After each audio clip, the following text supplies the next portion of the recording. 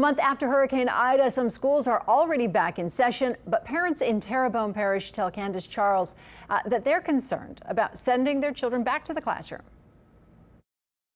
It just feels like they're not letting us keep our kids safe. Pictures of what appears to be mold and missing tiles concern Terrebonne parents. Rhiannon Foret's daughter is a freshman at Terrebonne High School, one of several Terrebonne Parish schools that recently reopened after Hurricane Ida. The school was cleared for re-entry, but parents are now voicing their concern. I'm upset that who we need to trust isn't taking care of our kids right now. Rhiannon says she feels the superintendent didn't ensure that the school was safe for students to return to. Her daughter almost hitting her head on a hanging wire at school on Thursday. I was putting a calculator down, and when I got back up, the wires were like right in front of me. Unfortunately, Terrebonne High School is just one of the schools parents tell me that's dealing with asbestos and mold issues. And the CDC reports that mold can have many harmful effects, especially people who have asthma. They had breathing problems by first period. Monique Lapointe has two children attending Homa Junior High School where these pictures were taken on Wednesday. She tells me she had to rush and pick up her asthmatic and autistic sons on their first day back to school. The floors were still covered in mold. The walls were still covered in molds.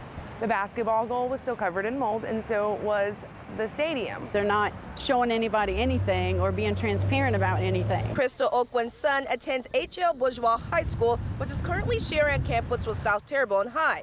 She says she found out about conditions in Terrebonne schools on social media and was concerned, but more upset that she wasn't informed about the problem. It really scared me, and the first thing that I did was start looking at options for homeschool. Today, her son told her that one of the buildings had missing tiles, but didn't appear to have mold. But for many parents, it seems that transparency is also the issue. The transparency, I'd like to see a little bit more of that. Matthew Ford is on the Terrebonne Parish School Board and says after the storm, a unanimous emergency vote gave the superintendent power to make any decisions on reopening. The people I've spoken to, they assured me that the schoolhouse is ready for learning. From what I've seen, I may have a few questions. All schools were satisfactory to return students and faculty to them. I don't know what else to say. During a Zoom call Thursday, Superintendent Philip Martin told me that air quality tests were done by a third party to clear schools for re-entry.